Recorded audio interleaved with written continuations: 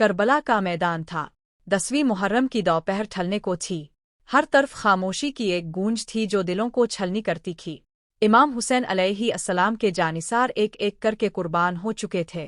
علی اکبر، قاسم، اون و محمد عباس سبران وفا میں سرخرو ہو چکے تھے۔ خیمے اب خاموش ہو چکے تھے، جن میں بچوں کی سسکیوں، عورتوں کی آہوں اور ماؤں کے بینوں کی بازگشت باقی تھی۔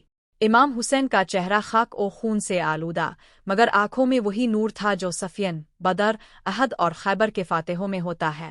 وہ وقت آ چکا تھا جب امام خود میدان میں جانے والے تھے، مگر ان کے قدم ایک ننھے خیمے کی طرف بڑھتے ہیں جہاں زہرا کے پوتے شیرخوار علی اصغر پیاس سے تڑپ رہے تھے۔ امام خیمے میں داخل ہوئے تو جناب رباب علی اصغر کو گود میں لیے روتی تھی۔ بچہ اتنا کمزور ہو چکا تھا کہ رونا بھی بھول گیا تھا، صرف ہونٹوں کی لرزش اور سانس کی ٹوٹتی لئی باقی تھی۔ امام نے اپنے ہاتھوں میں علی اصغر کو لیا۔ ننھا بدن جیسے مٹی کا بنا ہو، کوئی حرکت نہیں، کوئی آواز نہیں، آنکھیں بند تھیں لیکن لب خشک و بے جان۔ امام نے آسمان کی طرف دیکھا اور ایک ایان جگرسوز دل سے نکلی، اللہ تو دیکھ رہا ہے، اس معصوم کو بھی ان ظالموں نے پیاسا رکھا ہے۔ پھر امام حسین نے شیرخوار علی اصغر کو گود میں لے کر خیموں سے باہر نکلے۔ ان کے قدموں میں لرزش نہ تھی، لیکن دل میں ایک طوفان برپا تھا۔ میدان کربلا کی سمت بڑھے، فوجن یزید کی طرف رخ کیا۔ ان کے چہرے پر نور، ہاتھوں میں معصوم شیرخوار، آنکھوں میں التجا اور زبان پر سوال۔ امام حسین نے آواز دی، اے لوگو، اگر تمہیں مجھ پر رحم نہیں تو اس معصوم بچے پر تو رحم کرو، اسے پانی دے دو۔ یہ وہ لمحہ تھا جب اہل ظلم کے دلوں پر بھی لرزہ طاری ہونا چاہیے تھا، مگر تعصب، بغض اور دنیا کی محبت نے ان کے دلوں کو پتھر کر دیا تھا۔ امام نے علی اصغر کو دونوں ہاتھوں سے اٹھا کر آسمان کی طرف بلند کیا تاکہ سب دیکھ لے کہ یہ 6 ماہ کا معصوم نہ تو کسی فوج کا سپاہی ہے، نہ کسی لشکر کا حصہ، نہ اس نے کسی پر تلوار چلائی ہے، بس پیاس سے لبوں پر کپکپاہٹ باقی ہے۔ کچھ دیر کے لیے فوجن یزید میں خاموشی چھا گئی۔ کئی سپاہیوں کے دل پگھلنے لگے، کچھ نے رخ موڑ لیا، کچھ کی آنکھوں میں آنسو آ گئے، لیکن شمر، عمر سعد اور ہرملہ جیسے سفاک سرداروں نے اس منظر کو بغاوت کے امکان کے طور پر دیکھا۔ عمر بن سعد نے ہرملہ کو بلایا۔ وہ کوفہ کا ایک ماہر تیر انداز تھا۔ اس کے ہاتھ میں 3 شاخوں والا ایک مخصوص تیر تھا جسے مثلث النسل کہتے ہیں۔ یہ تیر شکار کو نہ صرف زخمی کرتا تھا بلکہ جسم کو چیر کر رکھ دیتا تھا۔ عمر بن سعد نے کہا، ہرملہ، خاموشی لشکر میں بغاوت بن جائے گی، اسے ختم کرو۔ باب دوم، ہرملہ کا تیر اور علی اصغر کی شہادت۔ ہرملہ آگے بڑھا، اس کے ہاتھ میں کمان تھی اور اس کی نگاہ امام حسین کے ہاتھوں میں تڑپتے معصوم پر۔ لمحے رک گئے تھے، کائنات جیسے تھم چکی تھی۔ امام حسین کی آنکھوں میں ایک ہی امید تھی کہ شاید کوئی ظالم اس معصوم پر ترس کھا جائے۔ ہرملہ نے کمان میں تیر رکھا، وہی 3 نوکوں والا تیر۔ لمحہ لمحہ بھاری ہو چکا تھا۔ امام اب بھی علی اصغر کو بلند کیے کھڑے تھے۔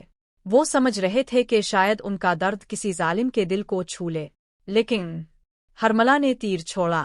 ہوا کو چیرتا ہوا وہ تیر امام حسین کے ہاتھوں میں موجود علی اصغر کے نازک گلے پر آ کر پیوست ہو گیا۔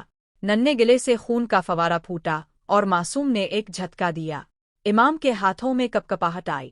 علی اصغر نے کوئی چیخ نہ ماری، کوئی فریاد نہ کی، بس اپنے بابا کے بازوؤں میں خاموشی سے دم توڑ دیا۔ یہ ایسا منظر تھا کہ آسمان کانپ گیا، زمین نے تھرتھری لی، فرشتے چیخ اٹھے۔ امام نے تیر کو علی اصغر کے گلے سے نکالا۔ اس کی 3 نوکیں اس قدر گہرائی تک جا چکی تھیں کہ جیسے دل چیر کر نکلی ہو۔ امام حسین نے اپنے ہاتھوں کو علی اصغر کے خون سے بھر لیا، آسمان کی طرف اٹھایا اور پکارے، اے میرے رب، یہ خون تیرے راستے میں ہے تو اسے ضائع نہ ہونے دینا۔ پھر امام نے زمین پر جھک کر خون بہایا تاکہ قیامت تک کربلا کی خاک اس قربانی کی گواہ رہے۔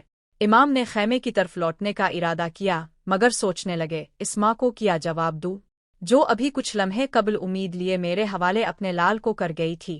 وہ 7 قدم آگے بڑھے، پھر رک گئے، کچھ دیر پلٹے، پھر دوبارہ قدم اٹھائے۔ آخر کار خیمے کے پیچھے جا کر اپنے ننھے علی اصغر کی چھوٹی سی قبر بنائی، اپنے ہاتھوں سے معصوم کو دفن کیا۔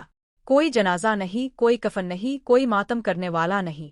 جناب رباب کو جب خبر ملی وہ بے قرار ہو کر دوڑتی آئے۔ ایک ماں کا دل اپنے لختن جگر کے فراق کو کیسے جھیلتا؟ وہ رو رو کر کہتی، حسین، میرا اصغر کہاں ہے؟ کیا پانی ملا؟ کیا وہ سو گیا؟ امام نے روتے ہوئے کہا، رباب، تیرا اصغر سو گیا، لیکن ایسی نیند میں جس سے وہ اب روزن قیامت ہی جاگے گا۔ جناب رباب نے وہ ننھا سا خون آلود کفن دیکھا اور چیخ مار کر گری۔ زمین و آسمان نوحہ گر ہو چکے تھے۔ ہرملا کا وہ تیر صرف ایک معصوم کے گلے کو نہیں چیر گیا تھا، وہ انسانیت کے سینے کو چیر گیا۔ وہ ظلم کی انتہا تھی جس پر لعنت کرنے کے لیے پوری کائنات کافی نہیں۔ ہرملا بعد میں خود کہتا ہے، جب میں نے وہ تیر چلایا تو میں نے محسوس کیا کہ جیسے خود اپنے وجود پر حملہ کر رہا ہوں، لیکن میرے دل پر ظلم کے زنگ نے اتنا قبضہ کر رکھا تھا کہ میرا ضمیر خاموش رہا۔ امام حسین نے اس کے بعد اپنی تلوار سنبھالی اور میدان کی طرف روانہ ہوئے، لیکن ان کی پشت پر علی اکبر، عباس، قاسم کی یاد کے ساتھ علی اصغر کا خون بھی تھا۔ وہ ہر ضرب کے ساتھ یہی کہتے جاتے، میں علی کا بیٹا حسین ہوں جس نے حق کی حفاظت کے لیے سب کچھ قربان کر دیا۔